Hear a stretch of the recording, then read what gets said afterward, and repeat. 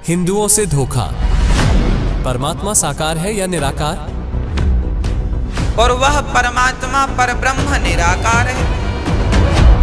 भगवान साकार है या निराकार है, वो कैसी लीला करता है? इसमें लिखा है कि जो सर्वोत्पादक प्रभु, सबकी उत्पत्ति करने वाला परमेश्वर, प्रकाश रूप, इसका अर्थ है वो तेजोमय स्वरूप साकार है, सद्गुणों की वृष्टि करने वाला, पापों का हरण करने वाला, पाप नाश करने वाला, पाप क्षमा करने वाला है। वह राजेव, राजा के समान दर्शनीय है, वो देखने योग्य है, विजिबल है, वो साकार है, राजा की तरह तो मनुष्य जैसा ही हुआ। और वह है पृथ्वी आदि लोक लोकांतरों के चारों ओर शब्दमान हो रहा है।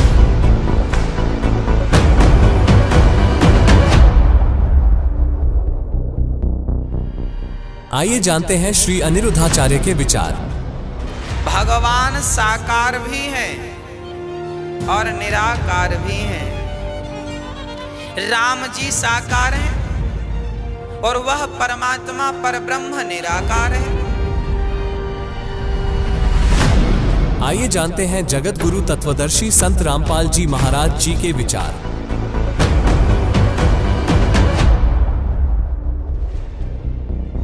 ऋग्वेद मंडल नंबर 9 अब दिखाते हैं और सूक्त नंबर 86। भगवान साकार है या निराकार है, वो कैसी लीला करता है? ये है ऋग्वेद मंडल नंबर 9-10 इकट्ठा अनुवाद है। ये है सार्वदेशिक आर्य प्रतिनिधि सभा, महर्षि दयानंद भवन, रामलीला मैदान, नई दिल्ली से ये प्रकाशित है। और ये मुद्रक है Prince offset printer 1510 Pataudi house Daryaganj नई दिल्ली से ये छपा है। छप्पा खाना चाहिए। अब देखना, ये है ऋग्वेद मंडल नंबर 9 और सूक्त 86 का मंत्र नंबर 26। इसमें लिखा है कि यज्ञ करने वाले यजमानों के लिए परमात्मा, यज्ञ करने वाले माने धार्मिक अनुष्ठान यानी साधना करने वाले, यजमान माने भक्तों के लिए परमात्मा सब रास्तों को सुगम करता हुआ, उनके विघ्नों को मर्दन करता है और उनको पवित्र करता हुआ और अपने रूप को सरल करता हुआ वह कांति में परमात्मा। यह लिखना था कबीर देव। कवि कोई भी सर्वज्ञ नहीं हो सकता जिसको सारा ज्ञान हो। कवि कविता बना सकता है, ये कबीर देव लिखना था यहाँ पर। वो कबीर देव विद्युत के समान यानी आकाशीय बिजली की तरह सेकंड में नीचे आ जावे, क्रीड़ा करता हुआ, ऐसे लीला करता हुआ वर्णीय पुरुष को यानी अच्छी आत्मा को प्राप्त होता है।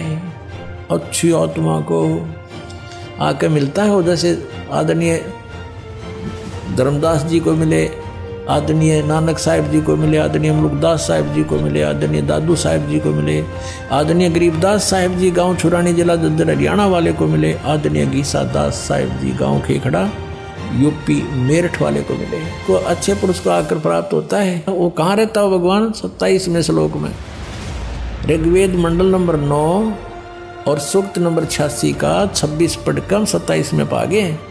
इसमें इन्होंने ये जो निराकार मानते थे भगवान को और वेद बता रहे हैं वह परमात्मा, प्रकाश पुंज परमात्मा को, जो परमात्मा ध्रुवलोक के तीसरे पृष्ठ पर विराजमान है, वहां रहता है।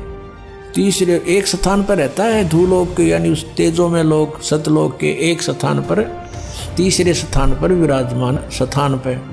विराजमान है, वहां रहता है। निराकार क्यों करो भगवान जब वहां बैठा है? जब परमात्मा ने बहुत कुछ ज्ञान समझाया कबीर जी ने धर्मदास जी को, उसका समझ में नहीं आई, उल्टी सुल्टी फिर भी कुछ ना कुछ अड़चन अड़ाता रहा, तो कबीर साहब अंतर ध्यान हो गए और वो एकदम सामने से गुप्त हो गए।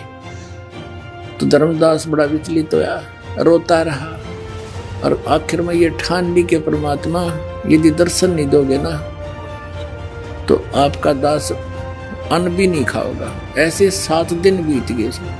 तो परमात्मा ने देखा ये बालक है, चल अब इसकी जिज्ञासा बढ़ गई, फिर दोबारा आते हैं। फिर दोबारा गए तो फिर कहा कि परमात्मा और तो आपकी सारी बात मान ली मैंने, मुझे एक बार उसके दर्शन करा दो आपके सतलोक के, फिर मेरे मन में कोई अड़चना नहीं रहेगी। देखिए ये है पवित्र कबीर सागर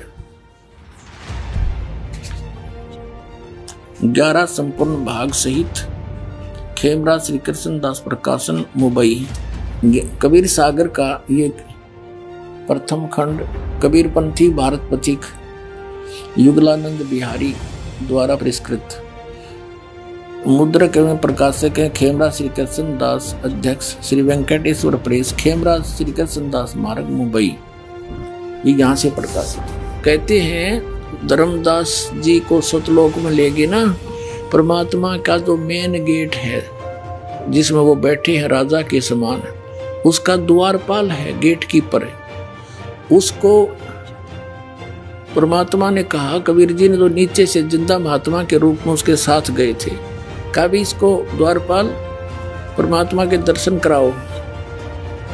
अब द्वारपाल ने कोई और बुलाया, वहां का हंस भगत, उससे भगत कहो चाहे हंस कहो, उसको कहा कि जा इस प्यारी आत्मा को परमात्मा के दर्शन करा के लाओ। तो गणे भगत इकट्ठे हो गए जो वहां रहते हैं, जो मोक्ष प्राप्त करके गए हुए हैं, मनुष्य के सदृश हैं, उनके नाक हैं, गले में मोजन सुंदर माला पहनते हैं।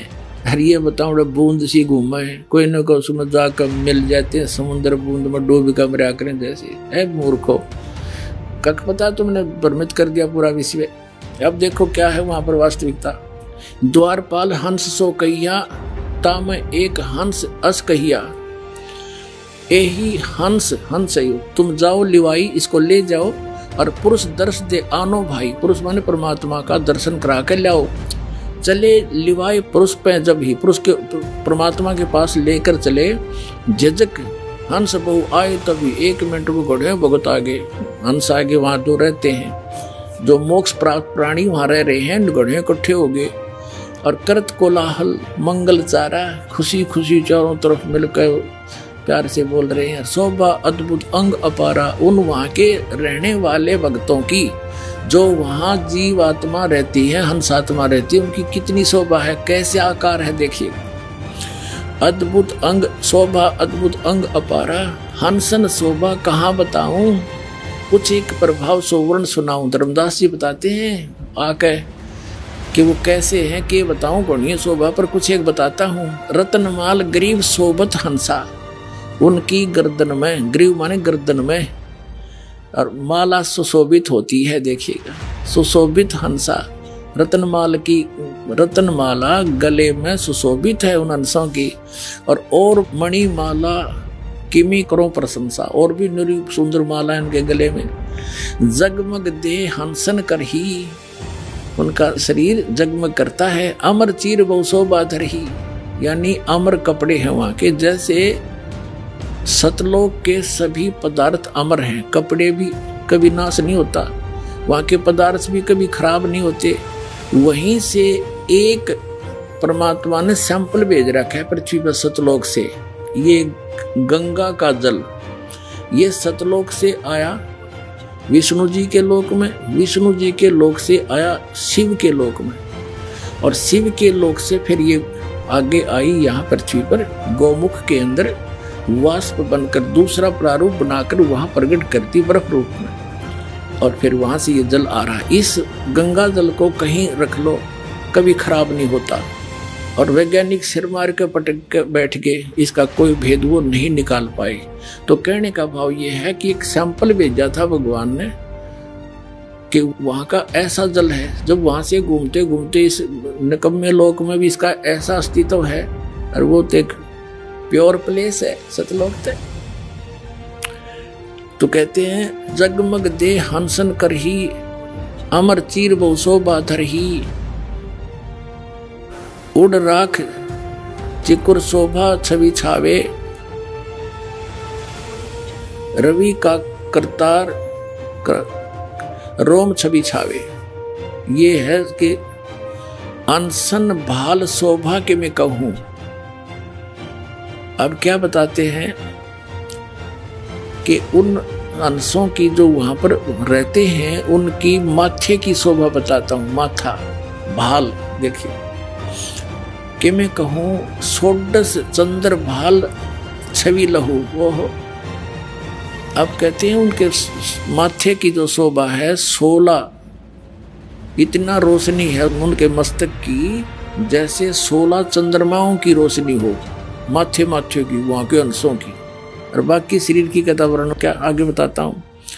षोडश चंद्र भाल छवि लहो हंस कांति प्रति रोम प्रकाशा हीरा मणि उदित रोमांसा। एक एक रोम की यानी बालों की ऐसी शोभा है जैसे हीरा मणि होती है।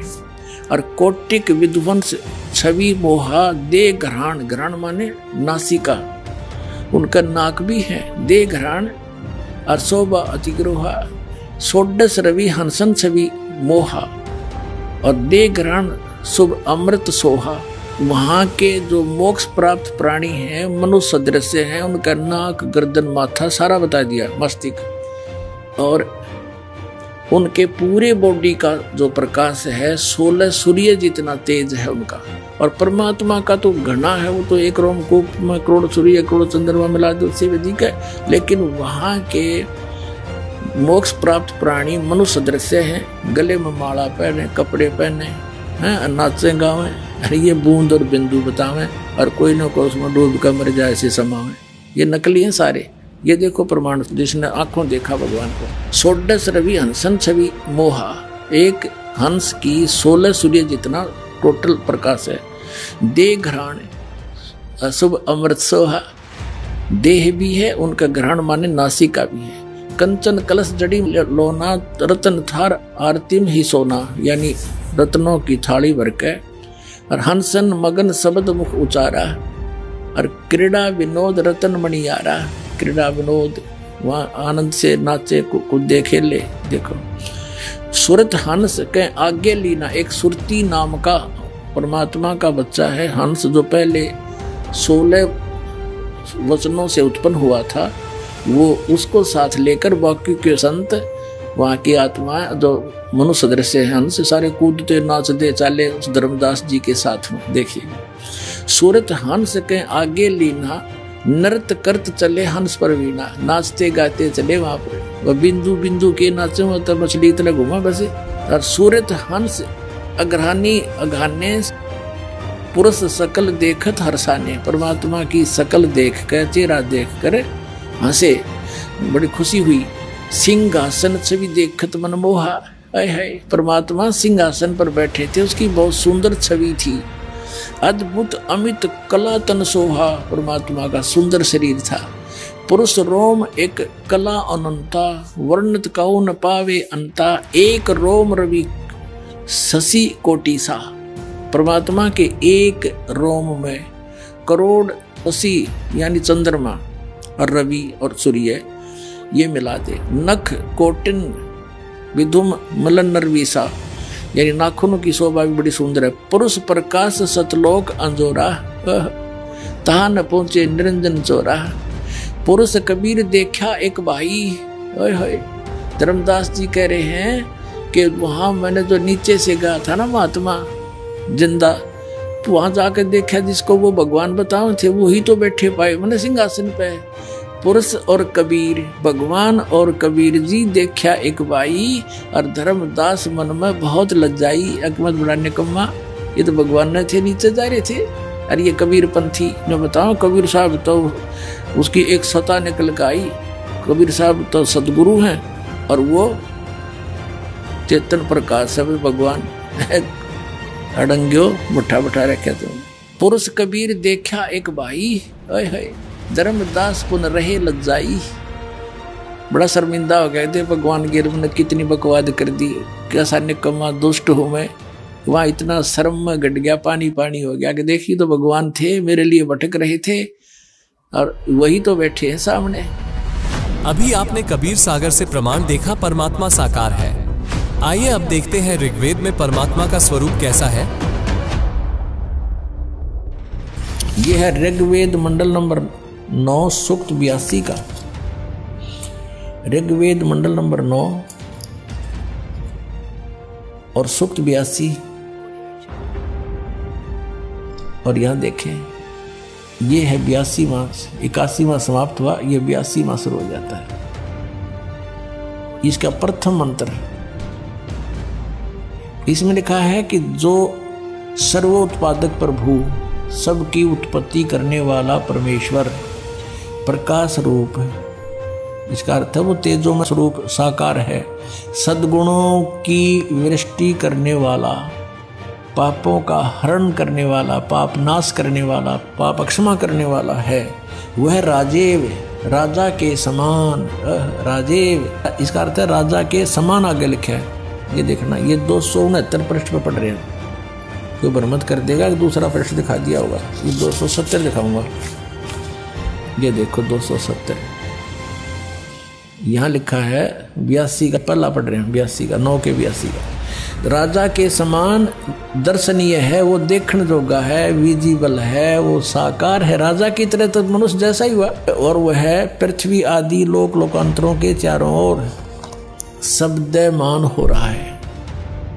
वह वर्णीय पुरुष को, वर्णीय माने अच्छी आत्मा को, श्रेष्ठ पुरुष को, जो दृढ़ भक्त है, जो दृढ़ भक्त है उसको पवित्र करता हुआ प्राप्त होता है। जैसे आदरणीय धर्मदास साहिब जी को, जो दृढ़ भक्त थे उसके बाद डगमग नहीं हुए, आदरणीय मुलुकदास साहिब जी को, आदरणीय दादूदास साहिब जी को, आदरणीय गरीबदास साहिब जी गांव छुड़ानी जिला जज्जर हरियाणा वाले को, और आदरणीय गीसा दास साहिब जी को गांव खेखड़ा मेर यूपी वाले को।